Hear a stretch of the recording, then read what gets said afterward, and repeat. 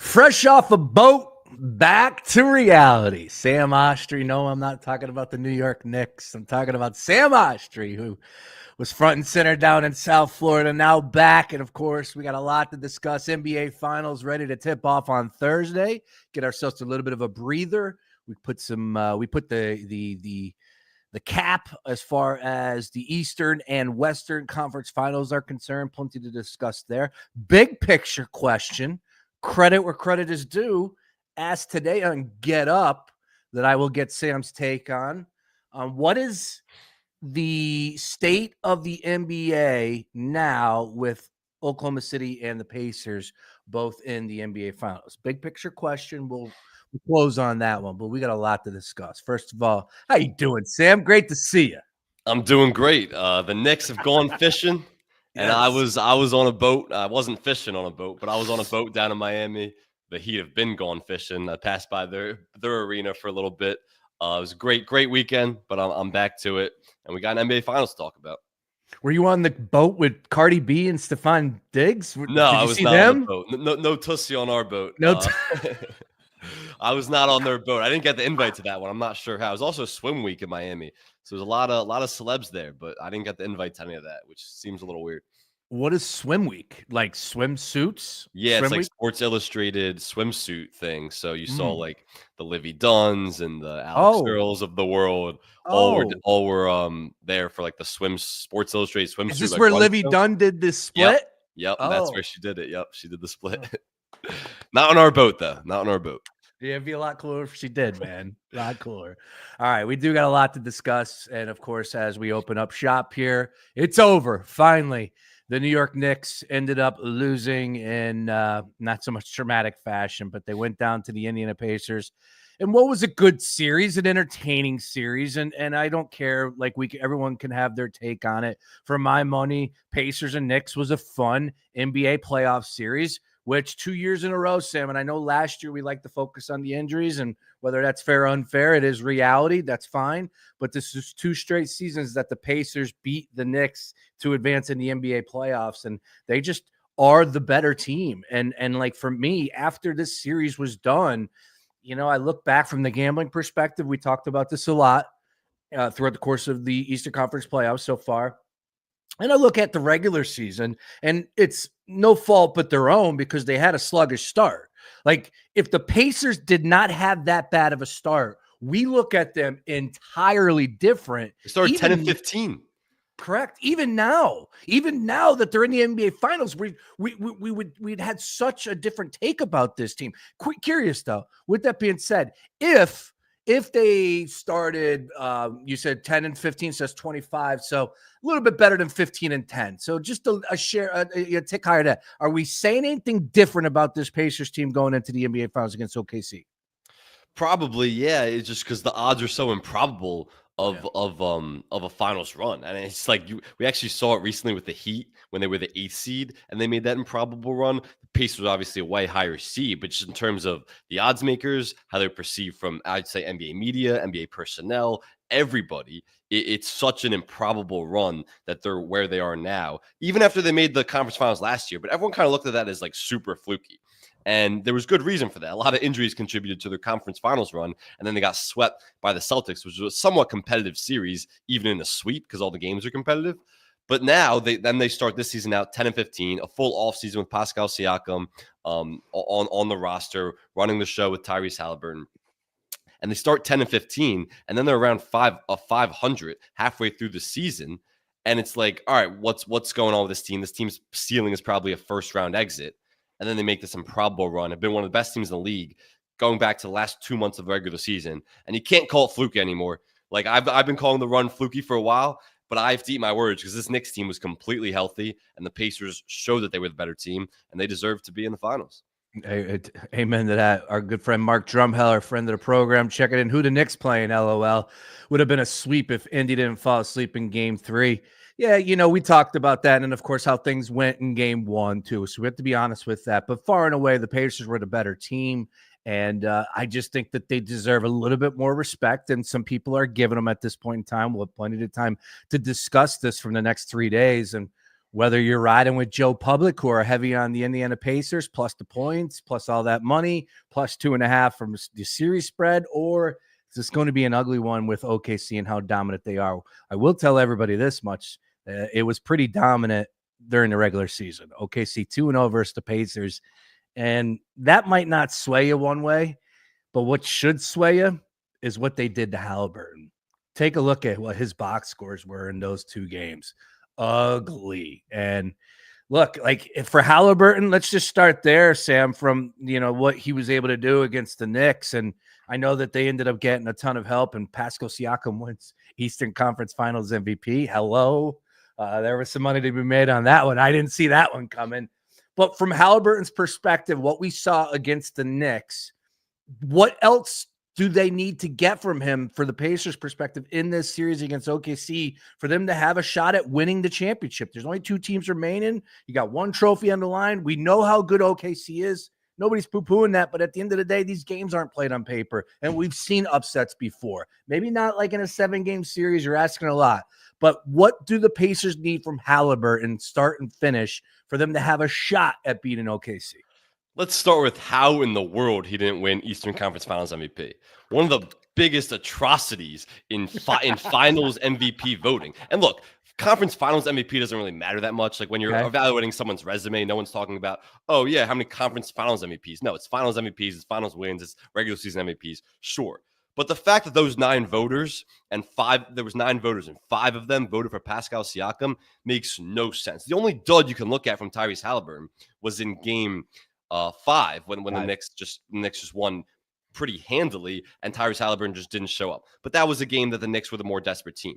The game before that, we were having a discussion if Tyrese Halliburton was an MVP, if it was a superstar in the league because of his line of, I believe it was like 32, 15, and 12 with no turnovers. One of the best player performances we've seen in a crucial game 4. And it's not just the numbers. I get Pascal Siakam led the team in scoring. He averages more points than during the regular season and during this series than Tyrese Halliburton. But it's not just about scoring.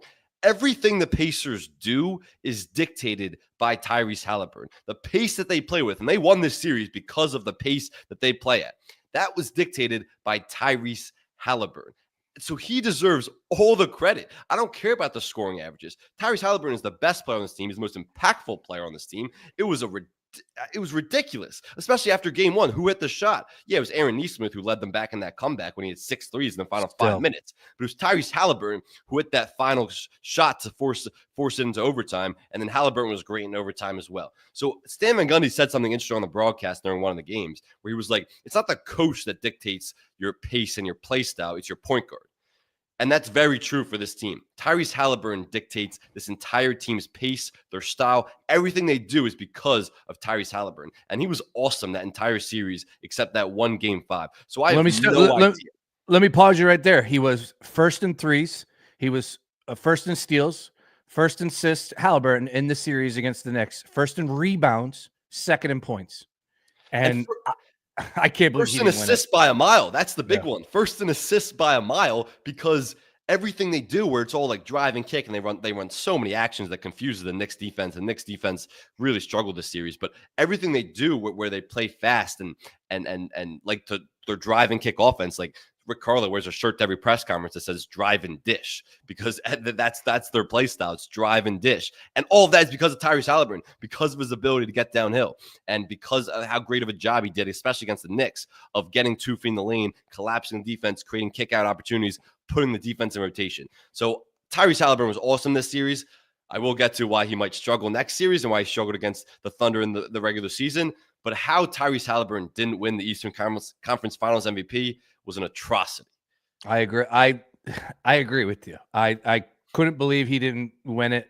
I was shocked. And his response was pretty funny as well. He was about to walk up there. Yeah, he was Drewski with it. He was definitely Drewski with it. And I feel for him because he played well enough. But it's just another chapter in the disrespect book for Tyrese Halliburton. And I know it's an inside, a little bit of a chuckle for us because Sam wasn't always the exact highest on Tyrese Halliburton, nor do I think you were over the top. I'm just saying this dude continues to prove everybody wrong, all the doubters wrong.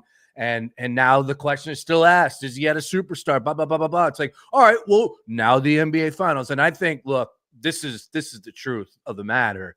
No matter what award is at the end of this, if the Pacers, I don't care how they do it, if they come out on top and win this series, like I'm going to change my tune on everything Indiana. So it's there for the taking. As I said, you don't play these games on paper. It's tough, though, because we are looking at one of the better defensive teams I think I've ever seen. So with that, but go ahead. Floor's yours as far as Halliburton, the need in this series against the Oklahoma City Thunder.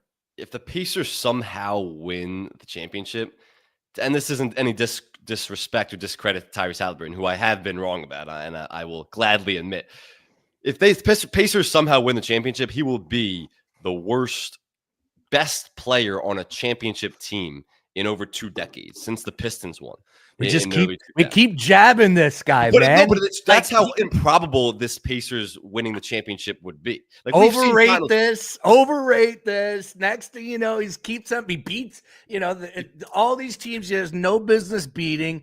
Then look, and I respect him because he talks endless amount of smack and he backs all of it up. Like, he does the Dame time celebration in Dame's face. He does Brunson's 3-point celebration in his face. He does it all, and he backs it all up. So it's like, how can you be mad at this guy? And he also always answers the questions. He does seem like a genuinely good dude. Good social media post yesterday with that Go New York Go video.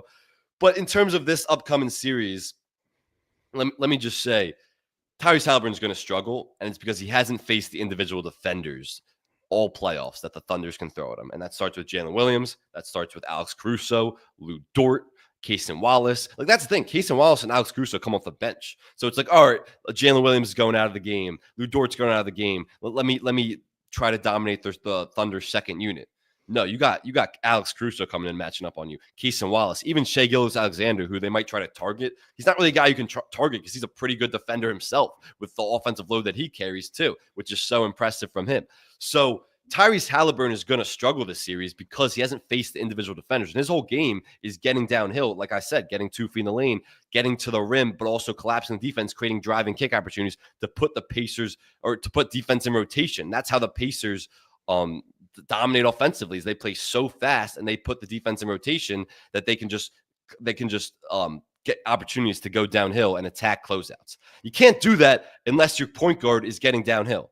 Tyrese Halliburton is not going to have success getting downhill against the Thunder's defense. They have so many different guys of athleticism, of length, of strength to throw at him, and their style of playing fast won't work against the Thunder because the Thunder have so much depth. Like, what the Pacers do so well is they play fast and play with incredible pace, but that's correlated with their depth because they have so many different guys that can come in and play at a pretty decent production level where it's not much of a drop-off in terms of their starters and their bench. That's not going to happen against the Thunder because the Thunder can match their depth. And this Thunder defense is a historically great defense. Tyrese Halliburton is not going to have the opportunities to get downhill like he has the last 3 series, really, where he played pretty poor point of attack defenses. Yeah, and like I said, this defense is absolutely no joke. They run so deep and they have great rim protecting. And it's just it's going to be really, really tough for them to be able to do what they were able to do against the Knicks successfully. Now, the outside shooting, if it's falling, that could be the equalizer, correct? Yeah, for sure. But again, the Pacers are here because they shot 40% from 3 during the playoffs. That's number 1 in the playoffs by a good margin. Again, part of that is because they have such success getting downhill, collapsing defense, so they get clean looks from 3. Yep. They're not going to get near as clean looks from 3 against the Thunder, who recover so well to shooters. They rotate so well. This Thunder defense is on a string. So those threes that the Pacers have gotten, they're hitting them to their credit. Like, that's why they're here. They're shooting 40% from 3, and those role players are stepping up and making shots. Aaron Nesmith at the top of the list of that. But those are clean. A lot of them are clean looks, and defensive coverages that the other teams have run have really just collapsed and aren't working. The Thunder aren't going to collapse defensively like that. So these looks aren't going to be as clean. So this team, I can promise you, the Pacers are not shooting 40%, probably not anything close to it this series. And if those shots aren't falling, they're not shooting that great from 3, then their offense isn't going to be as good, and they're not going to be able to keep up with the Thunder. You know, it's funny because the first time that they played this season, both times the Pacers ended up losing to Oklahoma City. First time they played was in Indiana. Everybody played. It was back on December the 26th, day after Christmas, whatever. Oklahoma City ended up winning by 6 points. The Pacers shot 39% from downtown. Halliburton finished with 4 points. He was 0 for 2. He played 35 minutes in that game. Sam, I could see that happening 4 times right there. That exact blueprint, that box score, I could see that playing out 4 times. In my mind, I'm watching this game against the Knicks, that final game, and I go, I think Oklahoma City might score 200. I think I like this team is just going to get what they want, and they're going to score in bunches. But the Pacers, if they get on that run, they play downhill. Anything is possible. But I'm having a hard time really buying in to anything Pacers. And I was singing somewhat of a different tune, just a slightly different tune last week. But now we sit here front and center. And on top of it, Joe Public is loving the Pacers. DraftKings Sportsbook put this out yesterday. 85% of the money, 75% of the bets on the Pacers to win the NBA Finals. I just feel like this is an OKC beatdown. Yeah, I mean, I guess part of that is because you can't lay the number with the Thunder. Like, what are you going to do? Lay 700 to win the series? So it's like you might as well take a flyer on the Pacers. Do you really think the Pacers are going to win the NBA Finals? Absolutely not. I don't think there's any shot. And honestly, if I do take the Pacers, I want more than 500. Yeah. I want more than plus 500. No way. No freaking way am I taking the Pacers at plus 500. You'd have to take like the Pacers in 7 because that would be the most likely outcome. It's where like they somehow force a game 7. But look, the Pacers have done improbable things the last 3 rounds. They've had 3 of the craziest comebacks in playoff history, and the craziest one against the Knicks in that game 1. So they've done improbable things, but this is just a different beast with the Thunder. They haven't faced a Thunder defense like the Pacers. Or like the Pacers haven't faced a defense as good as the Thunder. And so this is an all-time great defense against a great, fast-paced, move-the-ball type offense. And I'm going with the defense in this one. And again, the Thunder haven't really played their best offensively either. They're shooting 33% from 3 in the playoffs. That's 13th among 16 playoff teams that qualify for the playoffs. Wow. That's pretty bad. Like this Thunder team is shooting better than that throughout the regular season. That they have capable shooters on their team against this Pacers defense, which has been good at times, but also very suspect. And we saw how suspect they can be against the Knicks when the Knicks were able to score pretty fluidly and easily against this Pacers defense. So I think this Thunder's offense actually goes to a whole nother level against this Pacers defense too, because the Thunder offense haven't shown their best. But it's really the defense is going to be the story, because this Thunder's defense is going to lock down this Pacers offense. And from there, it's like, yeah, the question is it going to be 4 games or 5 games? We did have money movement as far as the odds for the series market on DraftKings Sportsbook. You are looking at slight different from 2 days ago. It's now down to minus 700 for OKC. It was as high as minus 800. I think it was minus 815, if I'm not mistaken. I believe it was minus 800 versus the Knicks. I could be wrong on it. Anyways, now minus 700, plus 500 for the Pacers. And we talked a little bit about this last week, but now thanks to Yahoo Sports, who do a great job. Subscribe to their morning newsletter. The dude Kendall Baker, I think his name is. I apologize. I get his email every day. He does a tremendous job. Largest betting favorites in NBA history. 2001 Lake Show minus 2,000. 2,000. Now that one, of course, was against the 76ers. And I got some different news on that because I did a show with Dick Girardi on Saturday, who was writing for the Inquirer Daily News at that time. And he said 10-1. I don't remember it being that high, but it wouldn't shock me because if you remember, the Lakers didn't lose a game until game 1 against the Sixers. Of course, we remember Tyronn Lue step over, but minus 2,000 there. Warriors 2018, a little bit over minus 1,000, 1075. Bulls 96, minus 950. Spurs minus 900. Like now here we are, the Thunder minus 700. So a top 10 as far as favorite is concerned, disparity here. But again, as I said, they don't play the game on paper. We'll see what happens there. A couple quick comments. Get your thoughts on this one. Cousin Nikki checking in. Shout out Sixers legend Tony Bradley for his contributions to the Pacers win. Hey, TJ. Let me say, Tony Bradley was great in that series until he got hurt. And what happened when he got hurt is Thomas Bryant had to come in and play. And game 6 was the Thomas Bryant game in the first half. He had 3 threes in the first half. This guy doesn't make threes at that clip. And he was just drilling corner threes, and the Knicks were leaving him open for decent reason. But because Tony Bradley got injured, Thomas Bryant had to come in the game, and he was drilling threes. So both those guys, that's the depth that the Pacers have. Where'd you watch the game, and how much in great detail did you watch the game? Well, it was a rewatch for sure. Okay. It was a rewatch yesterday for sure. But I did watch it live. We were Yeah. back post boat into the Airbnb. First Oof. half Airbnb. Second half we went to a bar out in South Beach to watch the second half of the game. But then it was really over midway through the fourth quarter. But it was definitely a rewatch for me yesterday. Did you run into any Heat players, Tyler Hero or No, I didn't see any of them. Pat Riley? You see Riles out there? I think that guy's a little too old to be out in that scene these days. Probably right. Isaiah Joe and Tony Bradley going to the finals. The process worked. Nick, cousin Nicky, he's having some fun today. Yeah, and look, I do want to say, I think TJ McConnell deserves a ton of credit. That dude, what's been said about him this year, it's so true. Well, he's had an opportunity to step to a microphone, and he's revealed what in his mind makes a difference. How he's stuck around. He's I don't know, like, is he a liability out there? I'm sure, one-on-one, whatever. But the dude is a maniac, and he brings it, and he serves a purpose. And that's not even talking about behind the scenes. God only knows what he's doing in practice. God only knows what he's doing as far as team meetings are concerned, because he is a true vet. He's a guy that you want on your team, and he's proved his worth. And he's a guy that I definitely doubted. So shout out to TJ McConnell playing for a championship before Joel Embiid and Ben Simmons both. It's hard. It's easy to doubt a guy like that because he's like a 6-foot white guy. It's like, this guy shouldn't be in the NBA. These guys aren't in the NBA, but it's all the credit in the world to him, to his work ethic, his attitude, his coachability. He's any coach would kill for a guy like TJ McConnell on the roster. So all the credit to him for lasting this long in the NBA and finally getting an opportunity to play for a championship. When did the Hornets sign him as a head coach? That's the question. He would be a great coach. He would be a great coach for sure.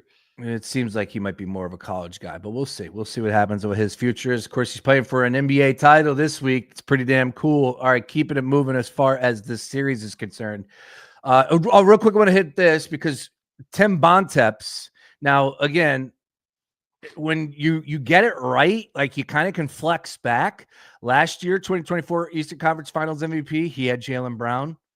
This year, he had Pascal Siakam. Is he right on both of them? No, he's dead wrong on Pascal Siakam, and I just explained why in the open it's like it's Tyrese Halliburton. I don't care about the scoring. Tyrese Halliburton sets the tone and the pace for this offense. Everything the Pacers do is predicated on Tyrese Halliburton getting downhill, collapsing the defense, and he is the guy for this offense. And he was great this series. Not like he struggled this series. He had one bad game in Game 5 when the Pacers didn't play well as a whole. Tyrese Halliburton was great, and he had one of the best playoff performances we've seen in a long time in Game 4 with 32, 15, 12, and 0 turnovers. So last year, I understood giving it to Jaylen Brown in the Eastern Conference Finals. I actually would have voted for Tatum in the finals for Finals MVP, even though Jaylen Brown ended up winning it, but I still understood that. This one is hard to fathom. I have no idea how the voters came to the conclusion. I haven't heard any responses. And I like Tim Bontemps a lot. I think he's really good at what he does, but I haven't heard any reasonable rationale for why they voted for Pascal Siakam. Agreed. I saw Katie George sign off on it as well. She's a sideline reporter. I was just looking at it, and I didn't get too carried away because I didn't have any money on it, but because Halliburton was priced that high, that you could have made some dough. Wow. Yeah, you absolutely could have made some dough on Siakam, especially pre-series. Yeah, no doubt about it, but it is what it is. All right. I do have some articles, though. I'm always intrigued to see who's going to be pitching what. And I do have an article on 3 reasons why from covers.com on why this author believes the Pacers will win this series. Again, I think everybody's got to pitch it both ways for these games leading up. We understand how that works. But the series spread, Sam Oshtry, I want to go there with you right now. In a perfect world, in a great series in your mind, and we hope we get that, but what are we looking at here? Where are we at as far as how many games total this series is going? I think the maximum is 5. And I know the spread is 2.5, and you can actually get OKC 2.5. I believe it's priced at -130. So most books. So there is some juice on that, but it's probably worth laying because I don't see this series going past 5 games. And of course, the over-under is 5.5. Like everything I talked about, the Pacers are just they've never faced a defense throughout this playoff run that is the Oklahoma City Thunder's defense, which is just a relentless, swarming, incredible ball pressure, the most aggressive ball pressure we've seen in a long time. And they can pick up full court. That's always the Pacers thing, is picking up full court. The Thunder can pick up full court too and match them. And their aggressive ball pressure is just going to be hard for Halliburton and the rest of the Pacers guards to get downhill. And that's everything they do. It's getting downhill. It's playing with incredible pace. It's the Thunder can negate the two advantages that the Pacers have, and that's their pace, and that's the Pacers' depth. So pace and depth is the reason why the Pacers just beat the Knicks. Those two things, the Thunder can match their depth. Their bench is actually deeper, and they have more guys who are capable contributors on both ends than the Pacers do coming off the bench. And the pace is, the Thunder's defense is so aggressive, and they have so much depth and so many worthy defenders that they are going to slow down the Pacers. This Pacers offense has to play fast for it to work, but the Thunder are going to slow down. They control the tempo. So for all those reasons, I don't see this going more than 5 games. I think the Pacers win 1, just because you saw this in the first round where the Thunder played the Grizzlies. Do you remember that game where the Grizzlies were up 40 on the Thunder? And the Thunder actually, I believe they came back and won, if my memory serves. But they were still down 40. So you've seen some duds from the Thunder. And then you saw it last series. The one game they lost, they were up 2-0 in the series. It's a young team. They're not always going to be focused when they're the less desperate team. And they just got blitzed by the Minnesota Timberwolves, but they still won that in 5. So I could see that scenario playing out against the Pacers. Again, this team hasn't won a championship, so you would expect the focus. But the Thunder are still a young team. So that's going to happen in a young team where it's maybe they're up 2-0 or 3-0 in this series, and the Pacers just come out as the more desperate team and win 1 game. But that's really the only scenario I can see the Pacers winning 1 game. If you are the owner of a Indiana Pacers plus 4,000 NBA ticket before the season started, I would fully hope that you're going to hedge one way or the other. But with that being said, it's a nice ticket to have right now. Urgency, 3-point shooting, and Tyrese Halliburton are the 3 reasons why Jason Logan from Covers.com feels like the Pacers can win this game and win this series. Let's start with urgency. I'll give you the reasons what he lists behind it.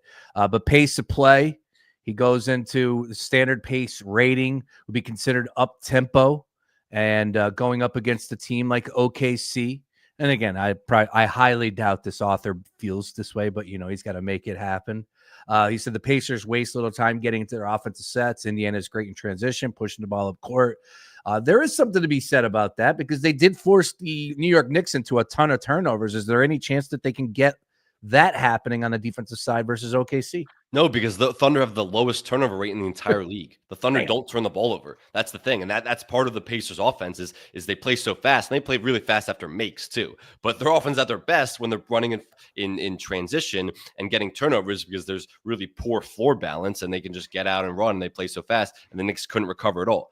But that happened because the Knicks turned the ball over a ton throughout that entire series. The Thunder have the lowest turnover rate in the NBA. They do not turn the ball over. They're so good at taking care of the basketball. And the Pacers aren't going to have those advantages against this Thunder team.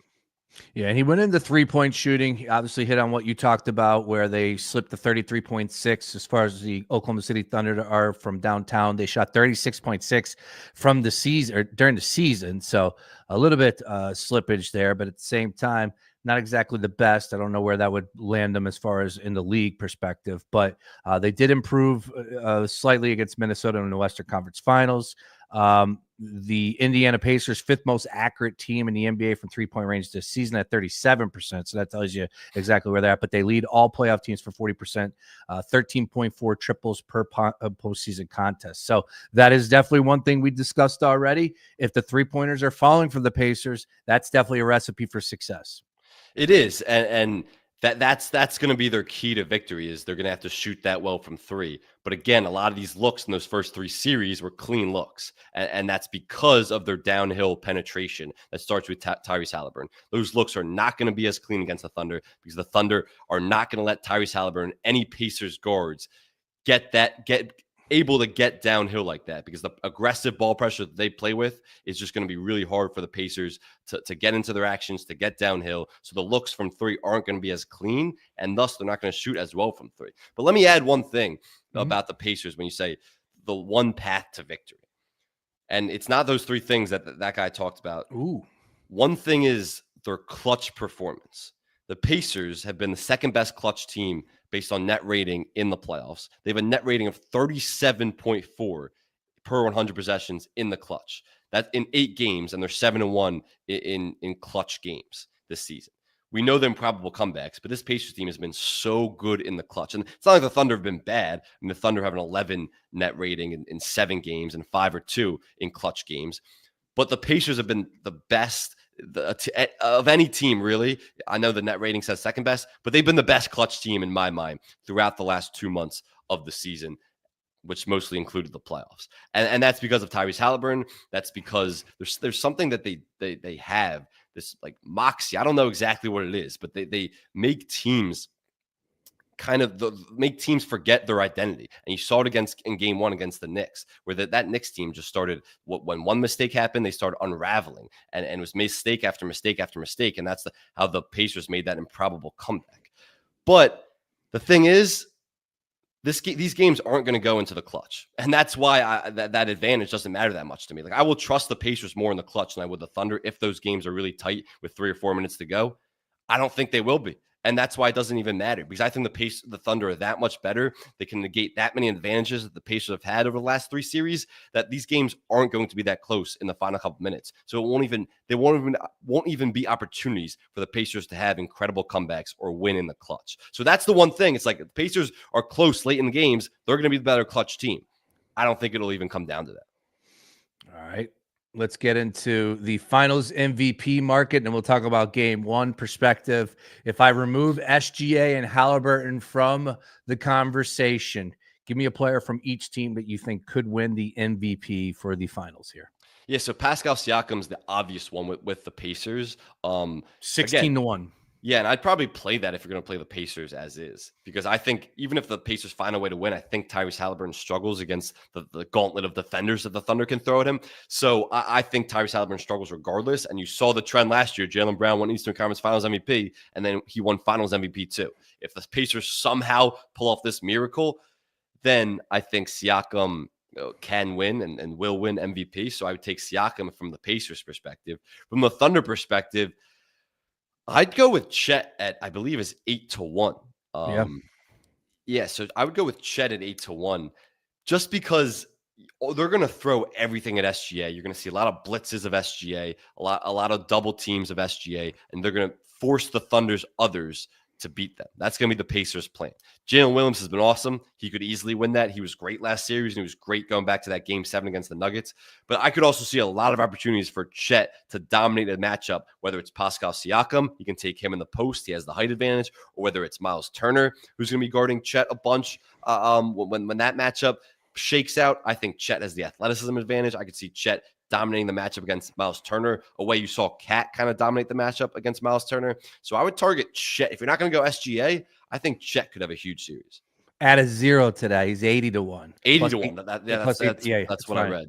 Yeah. Plus 8,000. Jalen Williams 35-1. Pascal 16-1. Tyrese Halliburton plus 750. SGA minus 600. That's all you need to know on that one. Yeah. All right.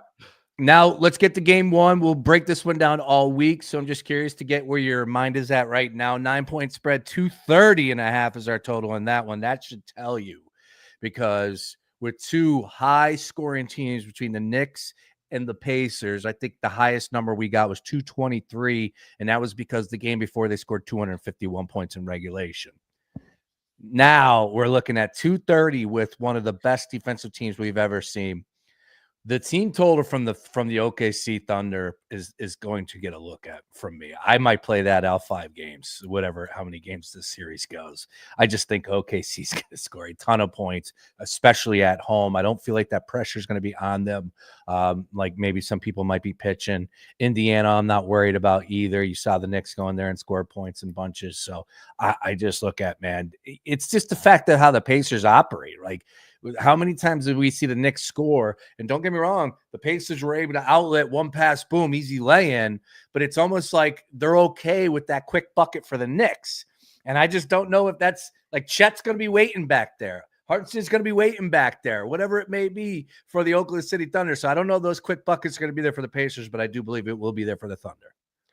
Yeah, I would play the under in the game, but more specifically, I would play I think the play of the game for game one is the Pacers under team total, which is Ooh. 110.5. In the Pacers' 2 losses against the Knicks, the only 2 losses last series, they scored 100 points and then they scored 94 points. So when they lose games, it's because their offense isn't playing at a great level, and I don't think they're prepared for the Thunder's aggressive ball pressure they're going to throw at them. I just don't. I like they can look at all the film and they can watch it. It's one thing to look at the film and realize that it's coming. It's a whole nother thing to actually experience it. And when it's guys who are coming off the bench and that ball pressure remains relentless, I think the Pacers don't know what's coming for them. I think their offense is going to struggle because of the relentless ball pressure from the Thunder and this entire Thunder defense that we've talked about this entire show and this entire playoff run. I think this Pacers offense specifically is going to be in for a shock at how athletic and how this Thunder defense actually moves and their ball pressure. So I think the Pacers offense struggles, and I think the Thunder win somewhat big. I don't know if I'd lay that number necessarily, but I think that the Thunder winning big is correlated with them shutting down the Pacers offense, and that means under 110.5 points for the Pacers in game one. Yeah, I'm gonna game one. I'll look at OKC. I do like where you're angling. It is a ton of points from the Pacers, but again, I think you're dancing with the devil by taking the under and 8. I understand it though. You are right with your justification as far as taking the under. How good OKC is on defense. We could potentially be seeing one of the highest scoring NBA playoff games or NBA finals games in history. Like the highest scoring finals game this century was back on 2017. The Cavs 137, Warriors 116. That was game 4 of 2017, so that's understood. But other than that, you got to go back to the 80s, early 80s there to get up there around these numbers. And then the highest scoring NBA Finals game ever, Philadelphia 76ers, San Francisco Warriors back in 1967, 141 to 135. Good God. Them teams were just racing up and down. That's a lot of points. Not a lot of defense. And no three-pointers. Yeah, wow. Yeah, I didn't even think about that. That's impressive. It's crazy. All right. Well, we'll see what happens as far as that is concerned. Game one, though, 9-point spread. We'll wrap up all things NBA Finals. Get your final thoughts on after this one, Sam. But 9-point spread. If I made you make a pick right now, who you taking? I would take the Thunder for all the reasons that we've discussed. That this Thunder team is they're just relentless defensively, and they don't give up. They don't let go of the rope. They're all attached on a string. It's so many guys that come in and have the same impact, whether it's Cason Wallace or Alex Caruso or Jalen Williams or Lou Dort or Shai Gilgeous-Alexander. The Pacers did a good job of targeting Jalen Brunson and Karl-Anthony Towns a ton last series. I mean, they just put them in action after action after action, and those are two weak defenders. There are no weak defenders on this Thunder roster that the Pacers can target. Yeah, they're going to look at Chet or Isaiah Hartenstein, get those guys away from the rim. Those guys can guard on the perimeter too. And it's just their rim protection, their perimeter defense, their ball pressure. They have the best opponent turnover rate in the NBA because they force so many turnovers. And the Pacers have done a good job all playoffs of not turning the ball over. But this is a different beast than the Thunder. I just think this Thunder's defense is what leads to a huge game one victory. So I'd lay that Thunder -9. All right. We'll have plenty of time to talk about that. We're even cooking something up behind the scenes for Thursday's game one. We'll talk more about that. Sam was on a boat in Miami with Cardi B. Sean Bernard is somewhere in the South sipping something with dollar bills. Savannah. Yeah, he's in Savannah, which is a great place. But we got a lot to discuss this week. We'll get it going. All right. Here's something I have for you though, and I am rocking my NBA on NBC because Sam, I actually have the same exact hat. I should have worn it. See, I grew up on NBA on NBC, right? I did. Like that was, Marv Albert. That was, OJ. That was like the Bulls, the Knicks, the Pacers, the Rockets. OJ, like is an OJ Simpson? OJ Simpson in the NBA Finals. He did NBA coverage too? No, what the NBA Finals they broke in to cover OJ Simpson with the Bronco chase. Yes. I knew that. Yes. 95, right? 95? 94, 95, right? Something like that, yeah. Because, yeah. You're closer to you than me because that was obviously the Rockets and Knicks. Yes. Correct. All right. With that being said, 35 seasons NBA on TNT wrapped up and comes to a close. And I the people that want the X's and O's at 1:00 in the morning, like I love Tim Legler, and he'll be on with SVP and he's breaking down the touchscreen, and sometimes it doesn't hit, man. It's 1:00 in the morning. So for my money, those characters, those idiots, Shaq, Chuck, Kenny, Ernie trying to steer the ship, like it was perfect for the time. It was perfect for the sport, perfect for the drama. I have nothing negative to say about those guys on NBA on TNT. None. And I know that there's a lot of that chatter on the timeline. Regardless, who cares? But we enjoyed it. We had fun. And it sucks. Like I don't know what ESPN is going to do. And quite frankly, it already feels different.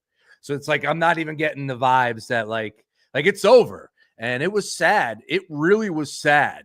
That ending, man, they showed Craig Sager. They went through over the list. Kevin Harlan, the best in the business, steering the ship. It was money. Reggie, who's been there forever. Like, it was like, damn, dude, it started choking me up a little bit. And, you know, like, I guess College Game Day is on that same level for me. I'm sure I could find one or two other sports shows that would have like that would you know, muster up that reaction from me. But you know, like the NBA, immediately you think of Charles, you think of Shaq, you think of Kenny, you think of NBA on TNT, and now it's on to a new channel. So we'll see what happens there. But your final thoughts on the TNT wrapping up as far as the NBA chapter is concerned? Yeah, studio shows don't have that type of longevity and that type of cultural impact on a sport. They just don't. Like we talk about College Game Day, and College Game Day is the best, but it's the best because it's on a college campus every single Saturday. And that's what makes it so electric. Studio shows, the fact that they've imprinted themselves in basketball culture and in a part of the NBA is so impressive because studio shows just don't have that type of success and longevity, especially pregame, postgame, and halftime shows. And those guys they're the best. And I don't understand how people complain about them. Like if you don't want to watch them, turn them off after the game. You don't have to stick with TNT after the game. If you want to go find other coverage, you can find all the coverage you could possibly want in the NBA. X's and O's, more like dramatic stuff. But what Inside the NBA on TNT offered was so unique because it was three guys who all were playing at the highest level, two Hall of Famers, multiple championships on that set, the best studio hosts in the business. And when you have Chuck and Shaq and Kenny, just incredible personalities, and Chuck is one of the funniest dudes who will ever exist in television history. I don't care how long TV is a thing. Who knows if it'll be a thing in 100 years when we're long gone, but who knows? But Chuck will be the best in sports TV history because he's just so funny and he's so personable. And he lives right around here in Lower Merion during the offseason. Everyone who's ever seen him and interacted with him, which is dozens and dozens of people, just says every day he's the best guy. He will take any amount of time to talk to you about whatever you want to talk about, take a picture with you, sign whatever. He's just a genuinely good dude. And you have Shaq, who is perfect for Chuck because he probes Chuck. Like all the best clips are Chuck makes a comment and Shaq's just like, "What'd you say, Chuck? What'd you say, Chuck? Build that wall, Chuck. Build that wall." I watched that one today. I saw that today. He's perfect at poking the bear that is Charles Barkley. Yeah. And you know, sometimes you think Kenny is just kind of like, what does he do? He's irrelevant. You don't really need him. But he's part of the Four Horsemen. Like it's those guys have such a strong cultural imprint on the NBA. And I hope they don't go. I hope ESPN doesn't mess it up where they don't give them a post-game show, because the post-game show is the best part. The best moments inside the NBA history come after the game when they're on until 2 a.m. And I'm staying up on these crazy games because I want to hear what these guys have to say, not from a basketball perspective necessarily, but just from an entertainment basketball perspective. And that's what basketball is, entertainment, and that's what these guys are. They're entertainers. So I hope ESPN doesn't mess it up where they give them a post-game show, give them the opportunity to go long after the game, because that's when their best moments happen.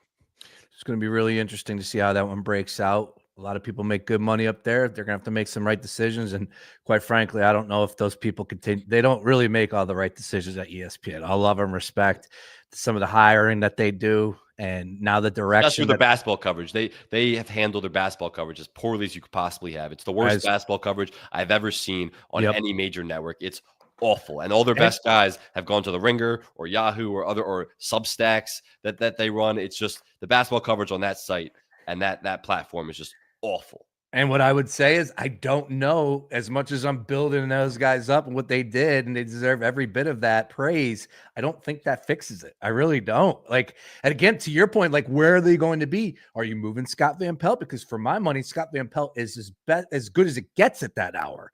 I don't think you touch him. So and it's not just him; it's him and Tim Legler. Tim Legler is as good of an analyst that exists in the business, but ESPN. And this is part of their problem is all their best guys they don't utilize properly. Like Tim Legler should be on the NBA Finals call over Richard Jefferson or Doris Burke. Take your pick. I don't really care. Tim Legler is a phenomenal basketball analyst. He's awesome at everything he does whenever he's on studio shows, but you never see him on NBA Today. You never see him on the halftime or post-game shows or pre-game shows for the NBA. He's their best basketball analyst, and they don't use him properly, except Late Night with Scott Van Pelt, where he's awesome, and those two guys are great. But Tim Legler, I listen to his podcast, All NBA podcast, because I want to hear Tim Legler. It's not on ESPN's platforms. So you're right, where they just constantly make the wrong decisions with even the talent that they have on the roster. Is that the PHLY? Is that what he does it for? Yes. Oh, it's not. I mean, it's not. What's the parent company of PHLY? Yeah. It's them. Yeah, I got it. It's the parent company. Yeah. Gotcha. All right. Cool. I'll have to get that a listen. Yeah, look, I think Legler had a little bit of a say in his future, so I think that ESPN gave him the green light to do games, so therefore that took him out of that spot. He's now doing SVP, as you said, so I think that's kind of like what Legler wanted, and he got what he wanted, but I don't know if that was again, who knows? They got an embarrassment of riches. They got talent out the wazoo, and they just make wrong hiring decisions, and it seems like they are moving in the direction, from what I am gathering. One of the reasons why they got rid of Around the Horn was, I believe, Club Shay Shay was going to go there. So they want to go former player. Shay got into some trouble. No more Club Shay Shay. So, yeah, Shannon Sharp really cooked himself on that one. I'm sure he's going to do all right, though, after it's all said and done. But they want to do more player personalities. And it's like, okay, fine. Then go find players that have personalities. Not the Morris twins. Oh, my God. My God. And that's Philly. I love them. Like, it's great. They're brutal. Awful. They're brutal. And it's like not one, but two. You're right, because those are Philly guys, and they rep Philly through and through. So it's not like I'm not trying to criticize them. Oh, like if you're gonna bring players on your platforms, you can find entertaining ones easily. Like Gilbert Arenas is probably gonna go to NBC and then be on NBA on Is NBC. He really? But he says a bunch of ridiculous things. That's what the reports are. That's what the reports are. God, yeah, I don't want that. At least he's entertaining. Like every time I look at a Gilbert Arenas clip, like I'm laughing. Like Jeff Teague is entertaining. So if they're not going to give you great analysis, then be entertaining.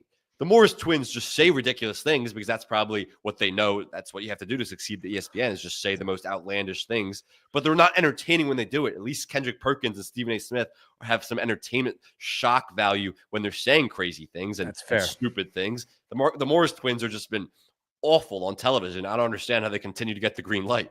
I have I think it's cool. Philly guys. Twins have great careers, long careers playing college hoops and the NBA. But come on, man, there's got to be a Rolodex that's so deep that you can pick that have essentially that as well. College careers, NBA careers, whatever. I digress. We'll keep it moving. Great stuff here, Sam. Great to have you back. You can follow Sam on all things socials. You find them, you know where to get them at, and then read them at The Score.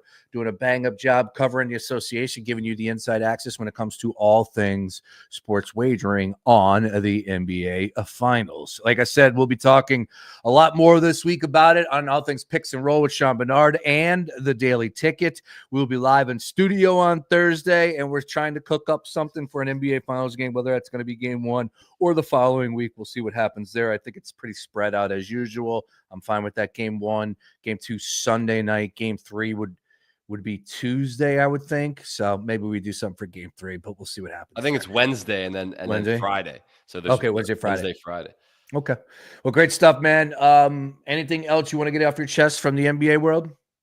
I don't think so. I mean, I guess I'll say I am happy that the finals are Pacers Thunder.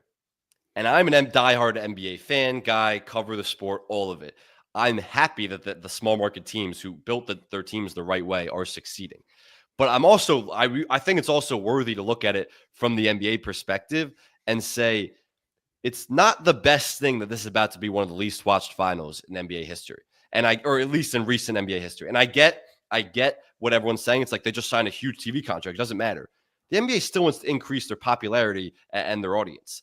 And this finals doesn't help that. Look, no, I'm not complaining about it. The NBA, there's nothing you can do about it. But I'm just saying it's counterintuitive to the NBA's bottom line and business model, where they're promoting small markets and a ton of parity, where it gives opportunity for small markets to succeed. So I understand people being like, why you're not an NBA fan if you don't appreciate this. That's not true. It's just also worth looking at it from the NBA perspective, where it's like it's going to be a low-rated finals for sure. Oh yeah, it's the first time since 1971 that both teams were out of a top 20 market when it comes to ratings. So that's eye-opening there. Either way, let's give some good basketball, man. We only got 7 games left tops. Let's see if we can get a good series out of it and then right off into the NBA draft where the 76ers will be featured.